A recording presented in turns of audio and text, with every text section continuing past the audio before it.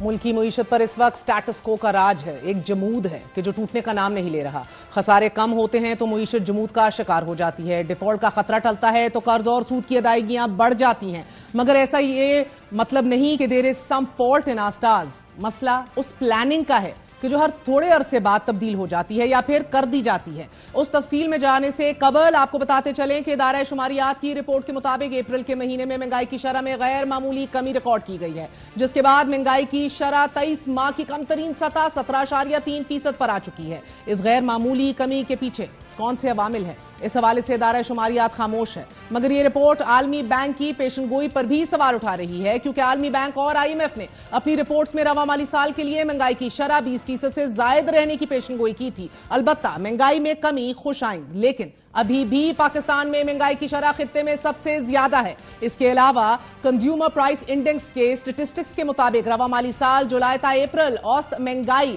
25.97% रही, कि जो हुकूमती तवक्कुआत से 7% ज्यादा है। क्योंकि 2 दिन कबल वजारत खजाना ने अपनी माहाना इक्तिसादी अपडेट और आउटलुक रिपोर्ट में इंकशाफ किया कि अप्रैल 2024 में इफरात ज़र 18.5 से 19.5% के दरमियान रहेगी, मगर ऐसा नहीं हुआ। इसी तरह इदारा शुमारियात की रिपोर्ट में यह भी बताया गया कि अप्रैल में सालाना बुनियादों पर तजारती खसारे में 180.58% इजाफा हुआ है, जबकि माहाना बुनियादों पर तजारती खसारे में 3.16% इजाफा हुआ। यानी कि महंगाई कम हुई तो दीगर अशारिये तनज़्ज़ुली का शिकार हो गए। यही नहीं, निजकारी प्लान में भी बज़ाहिर कामयाबी नजर नहीं आ रही, क्योंकि PIA की निजकारी में फकत 2 गैर मुल्की कंपनियों ने दिलचस्पी का इजहार किया है, जिसके बाद वजारत में पैनिक सिचुएशन का आगाज हो गया है। जराये के मुताबिक इस नाकामी की वजह निजकारी अफसरान की निजकारी मामलात से नावाकियत और अदम दिलचस्पी है। यही कुछ गुज़िश्ता कुछ दिन कबल भी देखा गया। जुलाई ता अप्रैल के दरमियान 63 अरब रुपए हदफ से कम टैक्स इकट्ठा करने के बाद FBR ने फैसला किया कि टेलीकॉम कंपनियों को खत लिखकर 2023 में टैक्स गोशवारे ना जमा करवाने वालों की सिमें बंद कर दी जाएं, और साथ ही 5 लाख से जायद लोगों की लिस्ट भी PTA को भेज दी गई, जिस पर टेलीकॉम कंपनियों ने तहफ़्फ़ुज़ात का इजहार कर दिया। डॉन न्यूज से गुफ्तगू करते हुए एक ज़राए का कहना था कि FBR अगर टैक्स हद मुकम्मल करने में नाकाम हो रहा है तो अपने टैक्स बेस को बढ़ाए ना, हमारे कस्टमर्स को तंग ना किया जाए। और अगर मामले को आगे बढ़ाया गया तो कस्टमर्स के साथ साथ टेलीकॉम सेक्टर भी FBR फैसले के खिलाफ अदालत पहुंच जाएगा। जबकि PTA का यह मौक़िफ़ है कि यह मामला इंतहाई अहम है, मगर हमारी तरजीह सारिफीन के मुफादात का तहफ़्फ़ुज़ करते हुए मुतल्लका कानूनी दफ़ात की तकमील को यकीनी बनाना भी है। सादा अल्फाज में मसला प्लानिंग का ही है। नाज़रीन, इस वक्त मुल्की मईशत को एक ऐसे चैलेंज का सामना है कि जो हर गुजरते दिन के साथ कंपाउंड हो रहा है, मजीद ना सिर्फ गंभीर होता चला जा रहा है, बल्कि वो मुल्की मईशत और अवाम पर एक ऐसा बोझ है कि जो तेजी से मुल्की आमदन का बड़ा हिस्सा जाया कर रहा है। पाकिस्तान को इस वक्त एक ऐसे तवानाई बहरान का सामना है कि जिसकी मुतअद्दिद जहतें हैं। मसलन बिजली और गैस की कीमतों में होशरबा इजाफे के साथ साथ सर्कुलेट डेट का एक जिन है कि जो बोतल में बंद ही नहीं हो रहा, शायद अब मुमकिन नहीं रहा, और इसके नतीजे में गुज़िश्ता 40 साल की पॉलिसीज ही दिखाई दे रही हैं। Fault again is not in our stars but our policy makers, और you can say the policy itself. कैसे हम अपने सामने पॉलिसी मेकर्स की कारकर्दगी का एक मुख्तसर सा अहवाल आपके सामने रखते हैं, जायजा लेते हैं। नाज़रीन, 2013 में जो मुस्लिम लीग नवाज ने इक़्तिदार संभाला तो मुल्क में तवानाई का बहरान अपने अरूज पर था। 18 घंटे लोड शेडिंग एक ऑर्डिनरी मामूल की चीज थी, मगर फिर नवाज शरीफ साहब की सरबराही में इस बहरान के खात्मे का ऐलान कर दिया गया, और फिर कामयाबी से इस प्लान पर अमल करते हुए 14,000 मेगावाट बिजली सिस्टम में शामिल कर दिए गए। 2013 और 18 के दरमियान 5 सालों में लोड शेडिंग का मुकम्मल खात्मा हो गया था। 2013 का पाकिस्तान क्या था? शहरों में 18 घंटे की लोड शेडिंग। मुस्लिम लीग नून ने अंधेरे को खत्म किया, रोशनी के मंसूबे पाकिस्तान में प्लान किए, गैस शेडिंग को खत्म किया, अरबों डॉलर खर्च कर ये लोड शेडिंग का खात्मा किया गया। किसने खत्म किया लोड शेडिंग को? एक अजाब था, अजाब। लोड शेडिंग भी हमने खत्म की।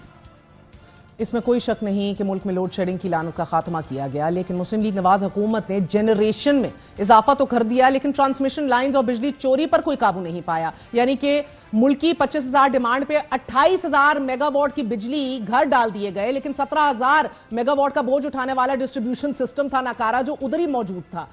और इस नाअहली की कीमत आज भी पाकिस्तानियों ने कैपेसिटी पेमेंट्स और सर्कुलेट डेट की मद में अदा करनी है, और हम करे चले जा रहे हैं। इस वक्त पाकिस्तानी महंगी तरीन बिजली खरीदने के साथ साथ कैपेसिटी पेमेंट्स की मद में इस साल 1950 अरब रुपए से जायद अदा करेगा। नाज़रीन, सेक्रेटरी पावर राशिद लंगड़ियान ने एक ट्वीट में गुज़िश्ता साल कहा कि मकामी फ्यूल से चलने चलने वाले पावर प्लांट्स की कैपेसिटी पेमेंट्स की शरह में 60% इजाफा, जबकि बैरूनी फंडेड पावर प्लांट्स की कैपेसिटी पेमेंट्स में 145% इजाफा हुआ है।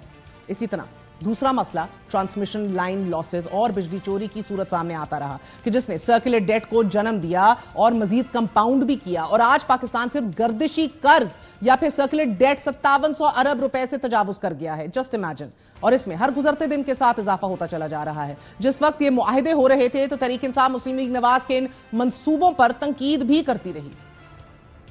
700 अरब सालाना कैपेसिटी पेमेंट्स, इंपोर्टेड फ्यूल, महंगे बिजली घर, कोयले के महंगे बिजली प्लांट्स, हर चीज महंगी लगा के चले गए हैं। तो अगर आपने इतने सस्ते बिजली के सौदे किए थे तो आप ही के दौर में ये 1200 अरब गर्दिशी कर्जे क्यों बढ़े? शहबाज शरीफ साहब और इनके भाई जो इस मुल्क में लोड शेडिंग खत्म करने का क्रेडिट लेते थे, इन्होंने तारीख की सबसे महंगे तरीन बिजली घर लगाए।